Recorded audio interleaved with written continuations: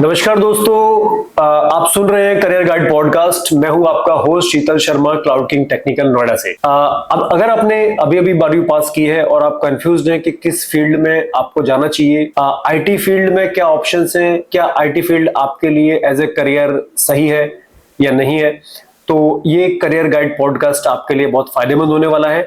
आप बने रहिए लास्ट तक। ज्यादातर क्वेरीज मेरे पास आती हैं और स्टूडेंट पूछते हैं, उनके पेरेंट पूछते हैं कि आईटी फील्ड के ऊपर ही सर क्यों आप फोकस करते हैं या हम आईटी फील्ड को ही क्यों चुने। सो मैं बताना चाहूंगा आपको, क्योंकि आज हम जिस एरा में रहते हैं वहाँ सारा जो भी कार्य है वो आईटी से रिलेटेड है। जितने भी आप वर्क करते हैं, मोबाइल एप्लीकेशंस, वेब डेवलपमेंट, सारा कुछ साइबर सिक्योरिटी से, वेब एप्लीकेशन से, क्लाउड से रिलेटेड है इसमें। तो मैं इसीलिए प्रेफर करता हूं कि आईटी के अंदर करियर बनाना तो एक पार्ट है, बट वो एक बेसिक नीड बन चुकी है। जिसका मतलब है कि आपको बिना आईटी के अगर आप मार्केट में हैं तो आप एक तरह से अपने आप को लिटरेसी के अंदर काफी बड़े पार्ट से अलग कर रहे हैं। ठीक है, देन उसके बाद मैं एज ए करियर की बात करता हूं तो आईटी के अंदर इसको चूज करना क्यों फायदेमंद है, बिकॉज इसके अंदर आपको अच्छी सैलरी के ऑप्शंस होते हैं, लॉन्ग टर्म ग्रोथ होता है, इसके अलावा मल्टीपल करियर अपॉर्चुनिटीज है, वर्क फ्रॉम होम की फैसिलिटी होती है इसमें, और फ्लेक्सिबिलिटी ऑफ टाइमिंग्स है। ये सबसे अच्छे फायदे हैं जो आईटी के अंदर आने के बाद गेन कर सकते हो। आईटी में फ्रीलांसिंग के ऑप्शंस काफी हैं। इसके अलावा अगर आपको कंप्यूटर टेक्नोलॉजी के अंदर रुचि है, कंप्यूटर के साथ काम करने में, नई टेक्नोलॉजी को सीखने में मजा आता है, तो आईटी फील्ड जो है आपके लिए बहुत एक शानदार करियर हो सकता है। दूसरी चीज मैं बात करूंगा, ट्रेनिंग इंस्टीट्यूट क्यों चुने, क्योंकि आईटी के लिए बहुत सारे कॉलेजेस भी हैं, यूनिवर्सिटीज भी हैं, अलग अलग कोर्सेज रन करते हैं, तो आईटी ट्रेनिंग इंस्टीट्यूट से ही क्यों लें यहाँ पर। सो मैं प्रेफर करूंगा कि आप किसी भी अगर यूनिवर्सिटी के अंदर जाते हैं डिग्री करने के लिए या किसी कॉलेज ज्वाइन करते हैं, तो जनरली अगर डिग्री की बात करते हैं तो उसमें वो 4 साल के करीब डिग्री या डिप्लोमा 3 साल का होता है, ग्रेजुएशन भी लगभग 3 साल की होती है इसमें। तो जहां पर जब आप एडमिशन लेते हैं तो उसके अंदर टेक्नोलॉजी या मार्केट का जो सेगमेंट होता है, अपॉर्चुनिटी होती है, वो डिफरेंट होती है। लेकिन जब आप करके निकलते हैं तो वहां पर कई बार मार्केट के अंदर शिफ्ट चेंज हो चुका होता है। और कई बार ऐसा भी देखा गया है कि सर मैंने अगर बीटेक में एंट्री किया था तब मार्केट में बहुत सारी अपॉर्चुनिटीज थी उस फील्ड में, लेकिन जब मैं बीटेक के कंप्लीट करने के बाद निकला 4 साल के बाद, तो वहां पर वो अपॉर्चुनिटीज काफी कम हो गई या चैलेंजेस उसमें बढ़ गए। सो अभी का जो टाइम पीरियड है, हम हर चीज को हर फास्ट मूवर मोड में करना चाहते हैं, इंस्टेंट चाहिए हमारी चीज इसमें। सो मैं प्रेफर करता हूँ ट्रेनिंग इंस्टीट्यूट को जब ज्वाइन करते हैं आप, तो उसमें जस्ट शॉर्ट टर्म कोर्सेज से लेकर करियर कोर्सेज तक होते हैं। मैं ये नहीं कहना चाहूंगा आपसे डिग्री नहीं करें, लेकिन डिग्री के साथ साथ आप एक ऐसा ऑप्शन भी रखें जिससे कि आप मल्टीपल स्किल्स को भी साथ साथ सीख सकें।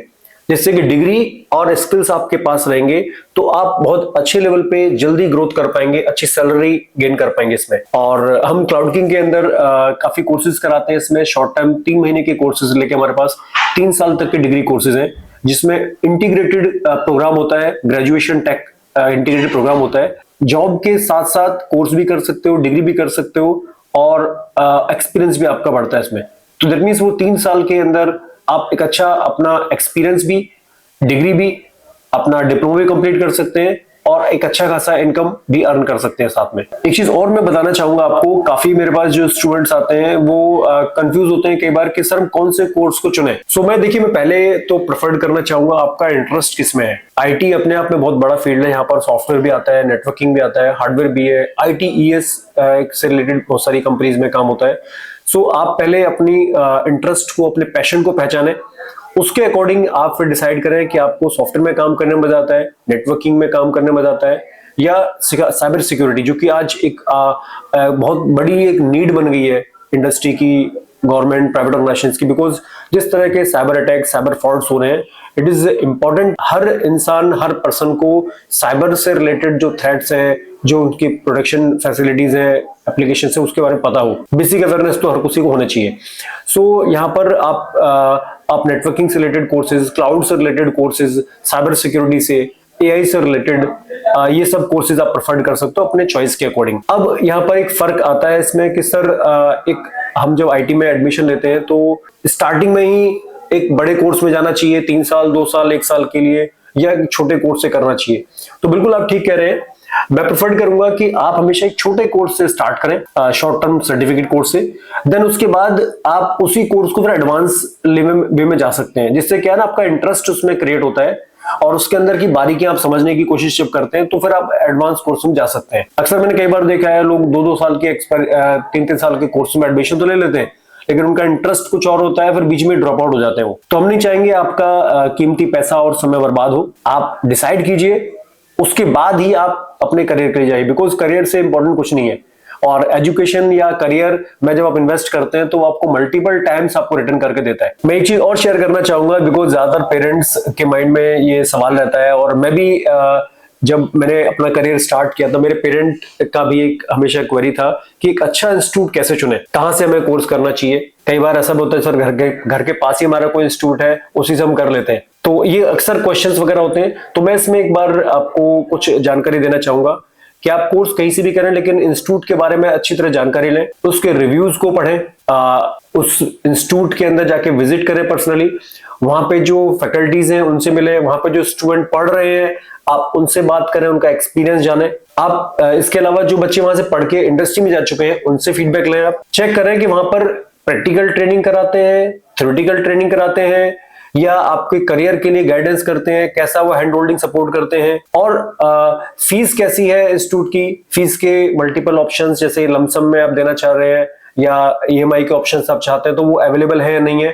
तो ये आपके लिए बहुत जरूरी है सब चीजों को जानना, बिकॉज आप अपना करियर जहां बनाने जा रहे हैं वहां पर सब चीजें इतनी ट्रांसपेरेंट होंगी, उतना आप अच्छी तरह से एक लॉन्ग टर्म एक करियर में सक्सेसफुल हासिल कर पाएंगे। इसमें कभी भी बिना जाने इंस्टीट्यूट के अंदर कभी भी पेमेंट आप कर दें, मैं इसमें बिल्कुल भी सहमत नहीं हूंगा। आप अच्छी तरह से किसी भी इंस्टीट्यूट की जानकारी लें, आप कहीं भी पूरे मार्केट को रिसर्च करेंगे तभी अच्छी तरह से आप एक अच्छा करियर बना पाएंगे। आप देखते हैं हम मार्केट में भी जाते हैं, कोई सामान खरीदना होता है, कोई फ्रूट्स परचेज करने होते हैं, तो हम मल्टीपल शॉप्स पे जाते हैं, देन वहां से एनालाइज करके तब हम अपने लिए एक अच्छी चीज खरीदते हैं। सेम ऐसा ही आपका करियर भी है, और मैं प्रेफर करूंगा अपने करियर के लिए आप कोई भी कॉम्प्रोमाइज नहीं करें। कोर्स करने के बाद अक्सर और कोर्स करने के दौरान ये स्टूडेंट को कई बार ये सहायता चाहिए होती है यहाँ पर कि वो सफलता कैसे हासिल करें इस आईटी करियर में, जिसको उन्होंने चूज किया, जिस कोर्स में उन्होंने एडमिशन लिया है।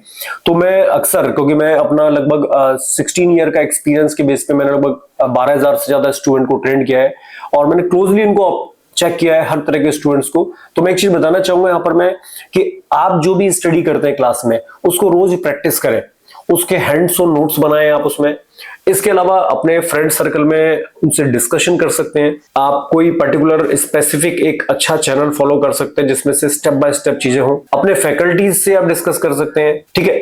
हम ज्यादा प्रेफर करते हैं कि जब क्लास में आप अगले दिन लेने आते हैं सेशन को, तो वहां पर हमारे फैकल्टीज प्रेजेंटेशंस को प्रेफरेंस देते हैं, जिससे आप पब्लिक स्पीकिंग की जो आपकी स्किल है वो डेवलप हो।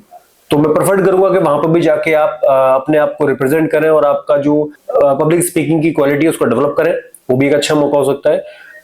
इसके अलावा उसको समराइज करने के लिए आपके शॉर्ट क्विज़ेस हो सकते हैं यहाँ पर।